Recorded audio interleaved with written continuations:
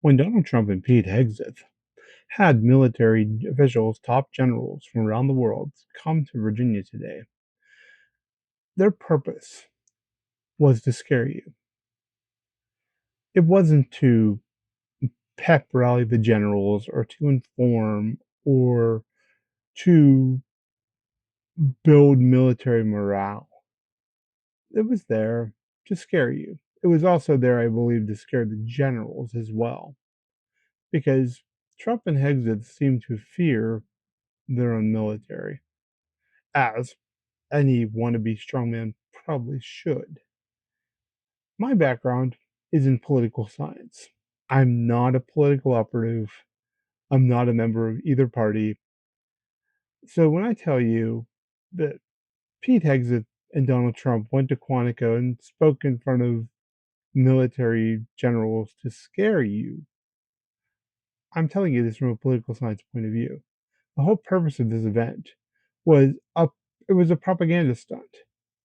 It was a stunt to project strength. And my point to you is that there is no strength here and you should not be scared. We're going to go through a little bit of what Heggs has said, and we're going to go through a clip of Trump. This is only about 2 minutes in length, but I think it makes the point, and then we're going to sum up exactly why you have nothing to fear. Heggs first. An appearance. If the Secretary of War can do regular hard PT, so can every member of our joint force. Frankly, it's tiring to look out at combat formations, or really any formation, and see fat troops.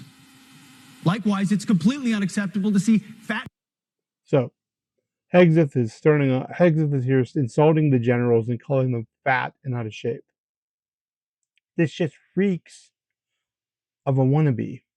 Hegseth wants to show he's the boss. And this is the kind of bitterness as a low-level, never had a brilliantly successful military career. Hegseth has probably been carrying around with him forever, and now he gets to get those generals in a room and show them who's boss, because he's the one in charge. Generals and admirals in the halls of the Pentagon and leading commands around the country and the world. It's a bad look. It is bad, and it's not who we are. But look, see, they're not interested in military competency. They're not interested in policy competency. They're interested in appearances. And this should have been a tell to anyone who watched this live or watches these clips later that this is not a serious event from serious people. So whether you're an airborne ranger or a chairborne ranger, a brand new private or a four-star general, you need to meet the height and weight standards and pass your PT test. And as the chairman said, yes, there is no PT test.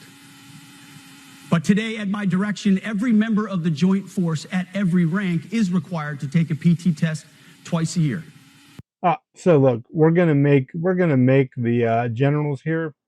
We're gonna make them lose 10 pounds and do a PT test. Why? Because Pete Hegseth wants to be a big man. As well as meet height and weight requirements twice a year. Every year of service. Also today, at my direction, every warrior across our joint force is required to do PT every duty day. Should be common sense. I mean, most units do. So, we're now going to force everyone to do PT exercises because, Pete's in charge now, and Pete wants to make sure that everybody exercises. What does this have to do with actual military preparedness and policy? Why does some general who's been in service for decades, why is it important that he can do some jumping jacks? It's not. This is all just a show. Do that already, but we're codifying it. And we're not talking like hot yoga and stretching. Real hard PT, there's either as a unit or as an individual. At every level, from the Joint Chiefs to everyone in this room to the youngest. Who's going to tell the top military officials who's going to supervise that PT? Private leaders set the standard, and so many of you do this already. Active, guard, and reserve. We haven't even started. Okay, at my direction, every warrior. This is just nonsense. This is just nonsense. This is something that was designed, and I'll tell you why it's nonsense. Because there's no real policy there. This is just Pete Hegseth getting to live out his fantasy from being the little nobody in the military to now the person in charge. This is all just for show. And this is why you shouldn't be scared. Don't be scared of these gestures, okay? These gestures are empty. These big public gestures, they have a purpose. They're meant to intimidate, they're meant to frighten, they're meant to embarrass in the case of the generals in the room. But they don't really have any teeth. Now let's move on to Trump. This is a much shorter clip of Trump. Across our joint force is required to do PT every duty day. Should be common sense. I mean, most units do that already. We're going to get pizza in the But we're PT. codifying it. And we're not talking like hot yoga and stretching. Ahead just a little bit. Real hard PT, or as an individual. At every to the youngest private, do this already. Active, guard, and reserve. And we haven't even started yet. Last month, I signed an executive order to provide training for quick. What's wrong with him? Speaking of somebody who needs to do some PT, his eyes are almost closed. He can barely speak. Reaction force that can help quell civil disturbances. He's slurring his words again. Somebody's not in very good shape. This is going to be a big thing for the people in this room because it's the enemy from within. Oh, here he goes. This is what scared a lot of people. Trump starts with his babbling about the enemy from within. Okay, here's the thing. The enemy from within has been a distraction that Donald Trump has used every time something is not going well for him for 10 years now, some version of this. If Trump was going to really go after people with the military, we wouldn't be 9 months into his first year before he's doing anything. And you might say, well, what about ICE? Well, look at what's going on with ICE. We see the incidents that are happening of violence that people are documenting that ICE is perpetuating. But ICE is coming to Portland. Oh no. Or National Guard's coming to Portland. Oh no. 100 National Guard troops. Do you really think in a city the size of Portland, 100 National Guard troops means anything? The same thing with Memphis. Trump is running out of National Guard troops. And Trump's ICE is mostly working for show. They're scrambling around trying to pick up everybody they can because they can't find enough criminals to deport. And Trump put a quota on them. But let's continue. And we have to handle it before it gets out of control. It won't get out of control.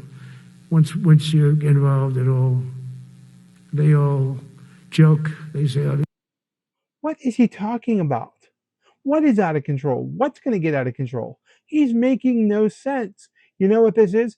Trump scheduled this event, and this did come from no matter what the White House says, this came from the White House.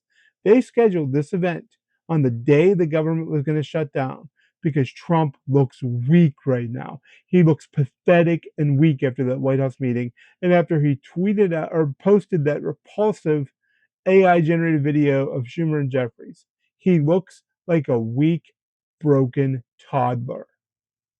So now he's trying to cover it up by bringing all the generals in, and he's also going to try to play the big man by standing up there and talking about the enemy from within and how the U.S. should be used as a training ground for the Americans. It should be used as a training ground for the military. It's nonsense. It's garbage. It's not real. Watch what he does, not what he says. This is a performative presidency, a performative administration from a political science point of view. This is empty calorie politics. Don't be scared by it because Trump draws his power from your fear. Trump draws his power because he wants you to pre-comply. He wants you to self-censor. He wants you to self-surrender your power because he can't take it on his own. The country's not letting it happen. They're fighting back against him. They're standing up to him. So we're not in authoritarianism. What we are witnessing is a president trying to behave in authoritarian manners. So we need, as a country, I don't care if you're left, right, or middle, if you believe in individual liberty and freedom and democracy, You need to see through this stuff for what it is. Fear is the pathway to self-compliance, to pre-compliance with Trump and surrendering your power. Look at this for what it is. Look at this weak, tired old man who's failing as president. And don't be afraid. Just know that he's weak, he's tired, he's losing, and you are winning. The roots and DNA of democracy and democratic principles in the American people in this country are too strong to be overthrown by one tired old man. I'm Jason Easley. I write for Politicus USA. I write for The Daily with Sarah Jones. Please subscribe to those publications on Substack. Please follow us, Politicus USA, on TikTok. Please follow us on Instagram, Politicus USA. And please like and subscribe to our YouTube channel, Politicus USA. Until next time, take care of yourself and take care of each other.